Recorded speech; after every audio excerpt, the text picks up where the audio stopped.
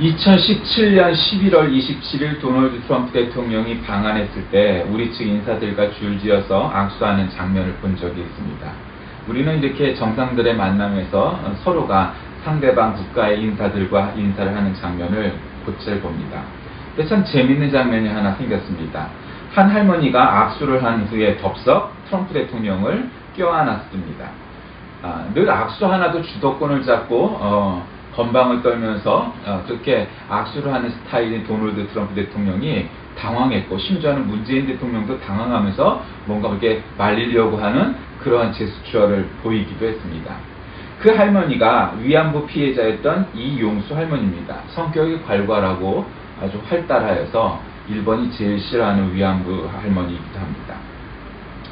그녀는 태평양 전쟁 말기 일제군인들에 의해서 거짓으로 불려가서 위안부 생활을 했던 분인데, 보통 일본 일제 군인들 100명에 위안부가 1명, 그러니까 1대 100의 구도로 그렇게 숫자가 짜여진답니다. 그러니까 그 부대가 전쟁을 나가기 전날에는 그렇게 그 비율대로의 사람을 상대를 하는 거 해야만 한다라는 그런 산술적인 계산이 나오는 겁니다. 그런데 인도네시아의 보르네오 섬에서는 400대 1이라는 구도가 되어버려서 대만 총독부에 위안부 50명을 요청을 했을 때 그때 그곳에 가셨던 분이 바로 이용수 할머니였습니다. 이렇게 군대가 직접 운영했던 위안부가 존재했던 나라는 역사상 딱 두 나라밖에 없습니다. 그것은 바로 독일과 일본뿐입니다.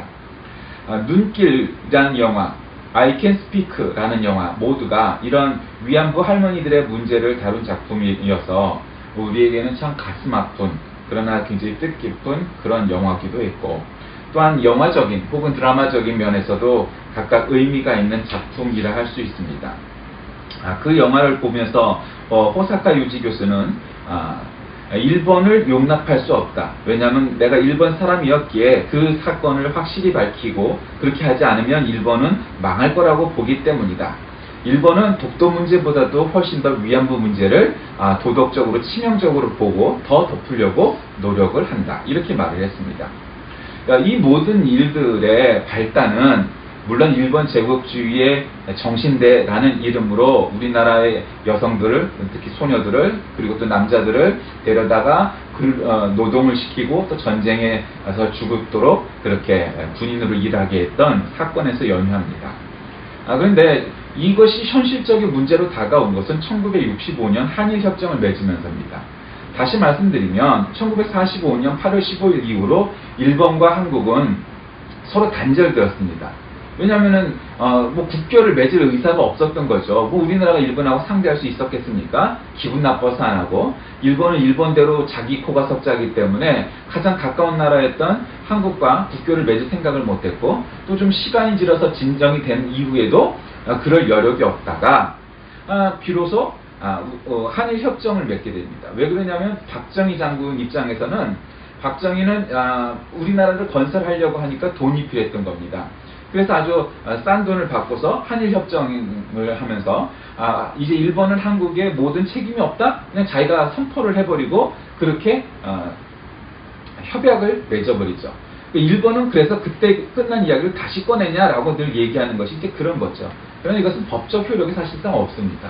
피해를 받은 건 개개인이기 때문에 그 개개인이 일본 정부에 대하여서 사과도 받고 또 배상도 받고 해야만 그 사건들이 모두 끝나는 거지, 한국 정부, 특별히 정통성도 없는 이 군부 통치의 그 대통령이었던 박정희 장군의 이런 처사는 아무런 법적 효력이 없는 것이죠. 그런데 참 어처구니가 없게도 1965년이라는 것이 이제 해방 후 이게 20년 만이었지 않습니까? 20년 만에 한일협정을 했는데, 그리고 나서 또 50년 뒤인 박근혜 정부 시절 2015년도에 10억 엔이라는 푼돈을 받고서 지가 위안부 문제도 덮겠다라고 일본하고 그렇게 협약을 맺어버립니다. 그러니까 일본은 인도적 책임을 느끼지만 법적 책임을 인정하지 않겠다라고 그냥 종지부를 찍으려고 하는 거고, 게다가 그것만 해도 말도 안 되는 일인데 평화의 소녀상도 모두 철거하는데 협조하겠다, 이런 식으로 도장을 찍어버리죠. 그러니까 이 모두가 친일파 박정희와 박근혜 부녀가 저지른 반민족 친일 행위에 지나지 않는 겁니다. 참 어떻게 공교롭게도, 그러니까 참 피가 무서운 거죠. 50년 상간을 놔두고 아버지와 딸이 똑같이 일본에게 팔아버리는, 나라를 팔아버리는 이런 일을 똑같이 함으로써 이 위안부 문제가 아주 미국을 빠뜨리는 우를 범하게 된 겁니다. 그런데 아까 말씀드렸던 그 두 영화를 보면은 그런 대사가 나오죠. 주인공 두 소녀가 있는데 그 주인공 하나 죽어가고 있는 그 소녀가 살아남은 소녀에게 사진을 한 장 줍니다. 그러면서 너는 이 끝까지 살아남고 남아야 해. 왜냐하면 이 일을 기억해야 되기 때문에. 이런 대사가 나오죠. 도대체 일본 사람들은 이 사건을 인정하고 사과하고 배상하고 또 역사에 기록하고 하는 일들을 해야 되겠지만 우리는 어떻게 해야 될까요? 우리도 역시 기억하고 기념하고 존중해야 되는 거죠. 그러니까 똑같은 한국 사람들이 중국의 난징에서 그런 일을 당했을 때 그들은 국가 유공자 대우를 받아서 많은 사람들이 자랑스러워 했답니다. 그런데 한국의 이 위안부 할머니들은 뭐 동네에서 부모가 또 친척이 모두 숨기고 부끄럽다고 여겼기 때문에 오늘날까지 이 문제를 이렇게 해결을 하지 못한 채 끌고 온 측면도 없지 않다는 사실을 기억해야 됩니다. 한국 정신대 문제 대책협의회에서는 이 문제를 갖고 약 6가지의 요구사항을 내놨는데 그것은 전쟁 범죄 인정, 진상규명, 공식 사죄, 법적 배상, 전범자 처벌, 역사 교과서 기록과 같은 6가지 항이었습니다.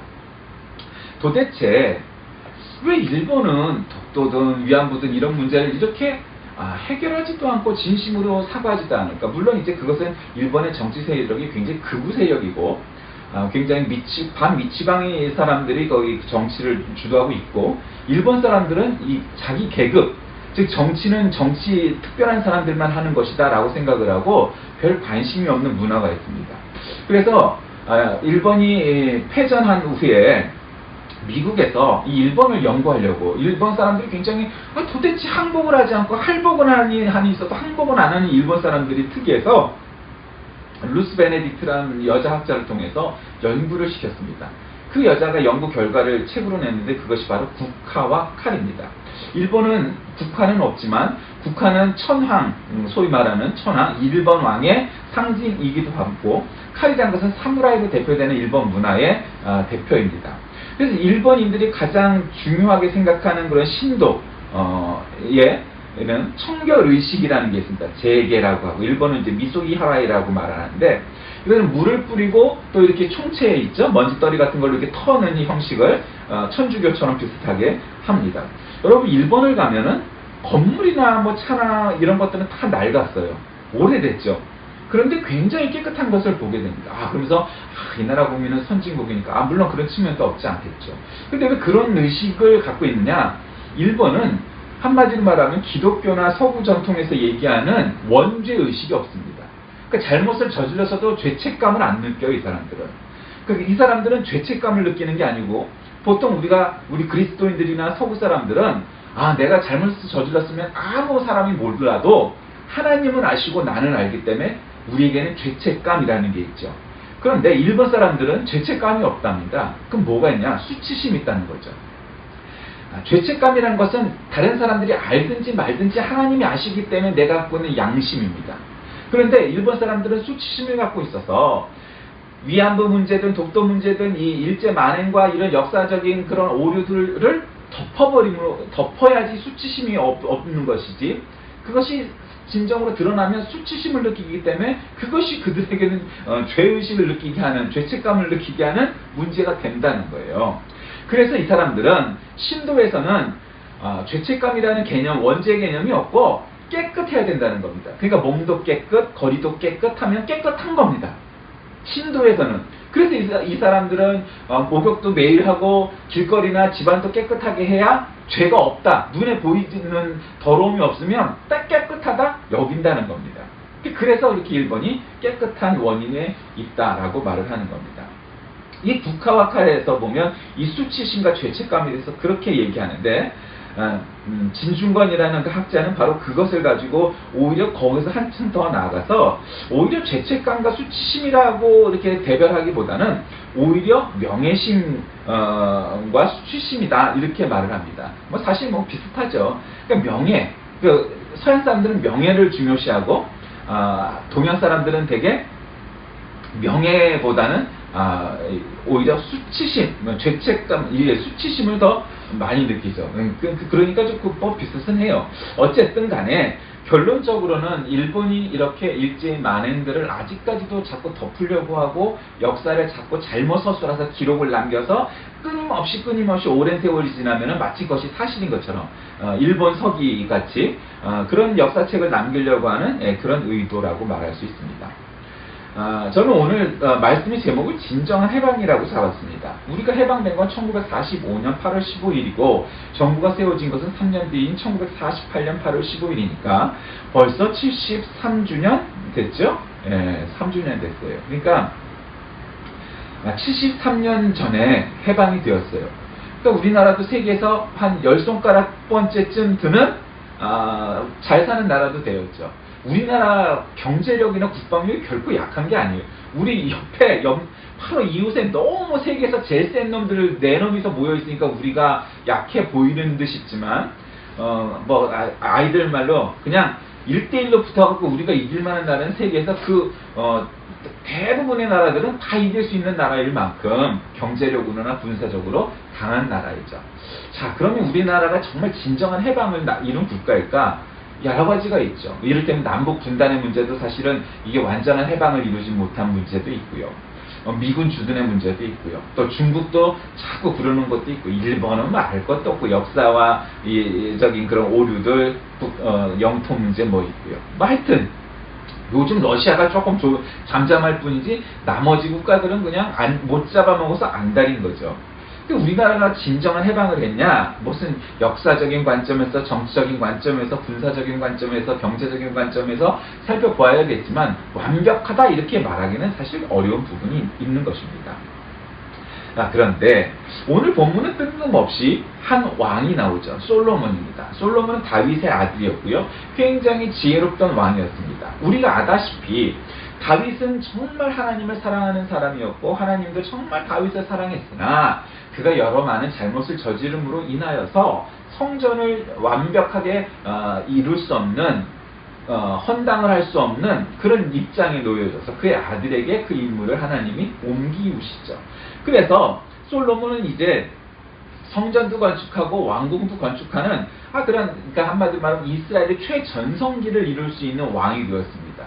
그러니까 만약에 사울까지 따져도 사울, 다윗, 그 다음에 솔로몬 세 번째 왕만의 아주 최강의 국가를 만들게 된 거죠. 이게 하나님의 은혜로 가능했어요. 그런데 이제 문제는 솔로몬이 얼마나 기도를 하면서 지혜를 구했고 또 기도하면서 하나님 내는 꼭 성전을 완공하고 헌당하게 해주세요. 그렇게 기도하면서 기도하는 것마다 들어주게 해주세요. 이 나라를 강성하게 해주세요. 얼마나 그랬겠어요. 그러니까 지 아버지가 얼마나 하나님을 사랑하고 기도를 많이 하고 믿음이 좋은 왕이었다는 걸 알고 있고 아버지의 그런 잘못 오류 때문에 성전을 완공할 수 없었다는 것도 알았고 그래서 이제 그거 성전을 그렇게 세우려고 하면서 얼마나 아름다운 그냥 그 당시에 구할 수 있는 최고급의 재료로 완벽한 성전을 구축하는 그런 일이 벌어지게 되죠. 그런데 15절에 보니까 이때 이곳에서 하는 기도에 내가 눈을 들고 귀를 기울이리니 이는 내가 이미 이 성전을 택하고 거룩히 하여 내 이름을 여기에 영원히 있게 하였습니다. 내 눈과 내 마음 항상 여기에 있으리라. 보통 이 성경 구절을 언제 많이 인용해서 설교를 하냐면요. 성전 입당이나 헌당할 때 많이 써요. 그러니까 그 말은 봐라 하나님의 뜻이다. 이렇게 거룩하고 아름답고 비싸고 좋고 높고 큰 성전을 하나님께 지어 바치는 것은 하나님을 기쁘시게 하는 거다. 물론 맞아요. 1차적으로는 그 말의 의미가 있어요. 그런데요. 17절에 보니까 내가 만일 내 앞에서 명하기를 내 아버지 다윗이 행한 것과 같이 하여 내가 네게 명령 모든 것을 행할 때 율례와 규례를 지키면 내가 내 나라 왕위를 경고하게 하되 전에 내가 내 아버지 다윗과 언약하여 이스라엘 다스릴 자가 되어서 끊어지지 아니하리라 한 대로 하리라. 이렇게 얘기했어요. 다시 말씀드리면 오늘 이 본문의 가르침은 뭐냐? 하나님은 성전을 크게 짓고 멋있게 짓고 하는 것을 마다하지 않으세요. 그런데 문제는 무조건 크고 화려하게 짓는 것이 능사이냐 하는 것은 이퀄 관계가 형성이 안 된다는 거예요. 중요한 건 뭐예요? 여기서 하나님이 내 이름으로 일컫는 내 백성이 악한 길에서 떠나 스스로 낮추고 기도하여 내 얼굴을 찾으면 이라고 조건절을 달아서 내가 한 데서 듣고 그들의 죄를 사하고 그들의 땅을 고칠지라 말씀하세요. 무슨 말씀이에요? 성전이 어마어마하게 위대하고 어마어마하게 화려하고 어마어마하게 웅장하면 내가 그 기도에 응답하리라 말씀하신 게 아니죠. 악한 길에서 떠나 스스로 낮추고 기도하여 내 얼굴을 찾으면 이라고 말씀하셨기 때문이죠. 다시 말씀드리면 성전이 크고 화려한 것이 나쁘거나 하나님이 안 기뻐하실 만한 일은 아니지만 그것이 하나님의 본질, 하나님의 최우선, 하나님이 가장 바라시는 그런 바는 결코 아니라는 거예요. 그러니까 여러분이 부자면 부자인 대로, 가난하면 가난한 대로, 여러분이 큰 집에 살면 사는 대로, 아니면 조그만 쪽방에 살면 사는 대로, 여러분이 큰 차를 타면 타는 대로, 아니면은 걸어 다니면 다니는 대로, 그것의 형평, 그것의 크기, 그것의 값, 가치, 그것과 관계없이 14절처럼 예수 그리스도의 이름으로, 하나님의 이름으로 우리가 하나님의 백성, 하나님의 자녀가 되었다 인정하고 악한 길에서 떠나 스스로 낮추고 기도할 때 하나님이 그 기도에 응답하시고 기뻐하신다는 사실이에요. 그러니까 우리가 그것을 유념해야 돼요. 오늘날 한국은 독립한 지, 해방된 지 73년 정도 됐어요. 물론 이제 그 3년을 또 빼면 한 70년쯤 됐다고 치고, 이제 그래서 뭐 건국절 논쟁도 있었잖아요. 그러니까 어쨌든 70년이 이제 넘은 공화국이 됐는데, 그럼 그에 걸맞는 경제적인 뭐가 됐지만, 뭔가 우리가 우리 스스로 느끼잖아요. 돈을 그렇게 빼돌리고 함부로 하는 국회의원이 있어도 그거를 뭐 잘못했다고 인정을 안 하고 당연하다고 여겨요. 뭐 사업을 하는 뭐 사람들, 장사꾼들도 마찬가지고, 뭐 많이 배웠다는 놈들이 더 많이 뛰어먹어요. 그게 왜 그렇죠? 원죄 의식이 없어요. 책임감과 죄책감 같은 게 없어요. 부끄러움이 없어요. 그런 것들이 없으니까 그 모든 것들을 행하는 거예요. 정치인이란 어떻게 하면 내 배를 많이 배불릴까 하는 사람들이 하는 게 아니라, 나를 희생하고 봉사하여서 이 나라 국민들, 그리고 내 지역구의 국민들이 더 잘 살 수 있도록 봉사하는 것이 정치를 하는 사람들인데, 우리는 마치 사색 땅파들처럼 정권을 어떻게 하면 쟁취해갖고 내가 어떻게 하면 돈을 더 많이 띄어먹을까 하는 놈들이 모인 것이 국회다 이 말이죠. 그러니까 문제인 거예요. 그리고 뭐 국회뿐만 아니라 모든 곳에서의 우리들의 의식 수준이 더 발전하고 더 본질과 근본으로 돌아가고, 또 정말 우리의 의식이 해방되지 않으면 우리의 하드웨어, 즉 영토가 있고 국민이 있고 주권이 있으니 우리나라는 독립된 국가다, 자주한 국가다 말은 할 수 있으나, 진정한 의미의 해방, 소프트웨어, 정신상태, 우리 국민과 결례를 살아나게 할 수 있는 의식이 없으면, 그런 정신이 없으면 우리는 소용없다는 거죠. 여러분, 2000년 동안 나라 없이 지낸 이스라엘 사람들이 2000년 만에 조상들의 땅을 찾아가서 나라를 세울 수 있었던 것은, 그들에게는 하드웨어와 같은 나라는 존재하지 않았지만 자신들은 하나님의 선민이다, 그래서 하나님이 언젠가는 자신들에게 나라를 주실 것이다라는 의식을 2000년 동안 잊지 않고 자녀들에게 가르쳤고, 그 의식을 가지고 있었기에 나라가 없는 민족이 나라를 세울 수 있었던 거예요.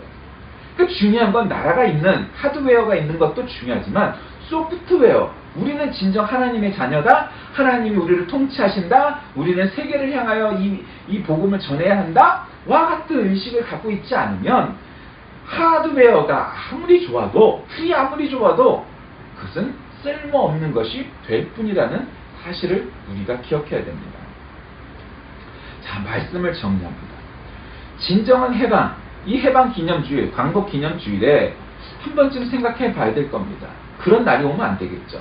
요즘 어떤 드라마를 보니까, 야, 구한말의 시대나 지금이나 뭐 이렇게 달라진 게 없을까, 100년 동안. 그러면 역사적인 정치적인, 외교적인, 군사적인, 경제적인 모든 차원에 있어서 우리가 많은 발전을 했는데도 역학관계, 지정학적인 문제는 근본적으로 해결이 되지 않았구나 라는 사실을 깨닫게 됩니다. 우리가 진정한 해방, 진정한 독립, 진정한 자주국방 뭐 이런 것들을 하기 위해서는 오늘날 어떻게 하면 내가 한 푼이라도 더 띄어먹을까 하는 의식, 그런 아주 소화병적인 생각, 그런 속에서 우리가 살다가는 그런 일들을 이루기가 쉽지 않을 겁니다. 우리나라는 면적으로나 인구로나 아주 큰 나라는 아닙니다. 그렇다고 우리가 무슨 약소국이나 조그만 나라는 아니에요. 면적이 적다고 조그만 나라냐? 아니에요. 여러분, 영국은 우리나라하고 면적이 비슷하지만 세계를 제패던 나라고요. 우리나라보다 아주 큰 나라도 아닌 스페인도 세계를 정복했던 나라였어요. 네덜란드도 해상왕국으로 세계를 갖다가 호령했던 나라고요. 그래서 그 나라의 영토가 얼마나 크냐 하는 것은 차후의 문제예요. 중요한 건 의식이죠. 다시 말씀드리면 소프트웨어, 정신상태예요. 그리고 그 사람의 영혼 속에 있는 그러한 영적인 문제, 즉 신앙적인, 그 다음에 신념적인 문제가 얼마나 든든하냐 하느냐가 굉장히 중요한 거예요. 오늘 본 장에는 불의 강림 사건도만 나타나고 하나님이 보호하시고 뭐 어쩌고저쩌고 하는 것도 많이 나옵니다. 솔로몬의 기도가 하나님께 응답되었다는 것은 우리에게 시사하는 바가 큽니다. 많은 재물과 정성을 다해서 했기에 가능했느냐?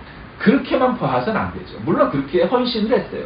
그러니까 그런 걸 하지 말라는 게 아니에요. 우리도 정말 강력하게 하나님 앞에 헌신도 하고 성전을 지어야 될 때는 멋있게도 짓고 해야 되겠지요. 그러나 그것보다 더 중요한 것은 우리들의 소프트웨어, 우리들의 정신상태, 우리들의 영적 상태, 우리들의 영적 완비가 되어 있지 않으면 이 모든 것들이 허상에 불과하게 하고 말 것이라는 겁니다.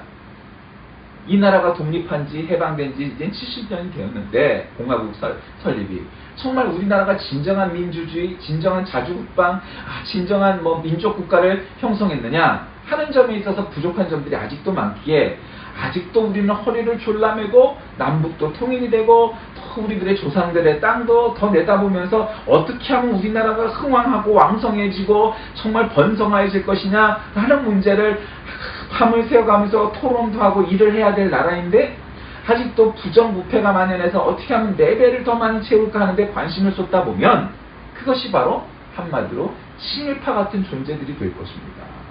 부녀가 나라를 팔아먹었는데 언제인들 또 못하겠습니까? 그 손주가 나와서 또 하늘 하려지 50년 뒤에, 한 30년 뒤에 알 수 없는 거죠. 이게 무서운 겁니다.